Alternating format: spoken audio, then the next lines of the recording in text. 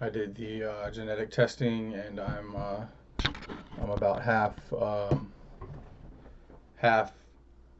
Northern European, half Southern European, just about exactly half and half. Half Italian, about 40% Italian, native Italian, Sardinian, and then the other half is mostly Scandinavian, Germanic in origin, Celtic, Germanic, and some Eastern European as well, um, relating to my dad's mother, who was of Germanic, Jewish origin. My mom being half Italian, and I think my father may have had some of those same genetics coming from the Jewish side. So from the Mediterranean region in and around Italy and Spain, where a lot of Jews made their way into Germany and having a lot of that same genetic makeup.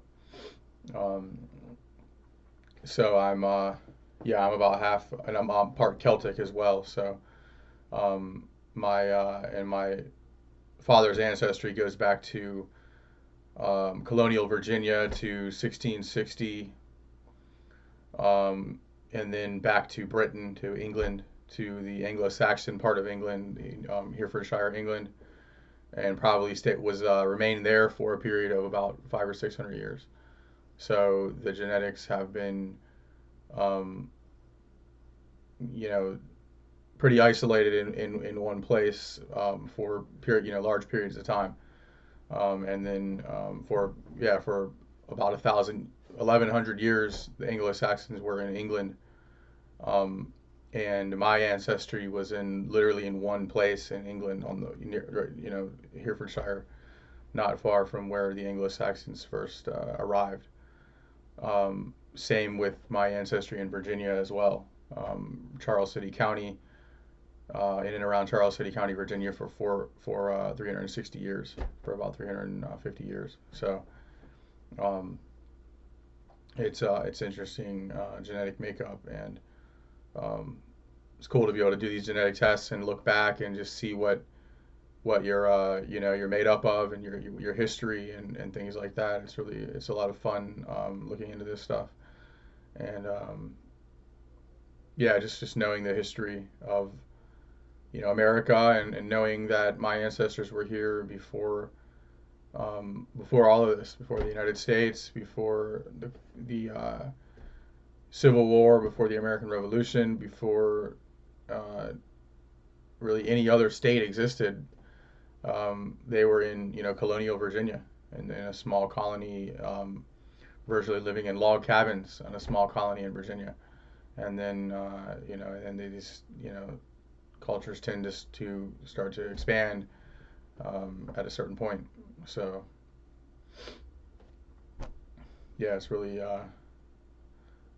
been interesting looking into this, and I like to think that the Witt surname is Anglo-Saxon in origin, um, going back in history to at least 1030 A.D. We'll say in recorded documents. Hwita was the Anglo-Saxon name, given name or surname, probably would have become a surname at some point, but Hwita um, may have meant something like white, or something like wit, as in knowledge, knowledgeable, someone who is perhaps a priest or a king, something like that. I'm not sure, but it could have been some type of record keepers, or whatever. I don't know. I like to think that there was some deeper meaning to the name in the Anglo-Saxon culture that they came from, and from previously from the Germanic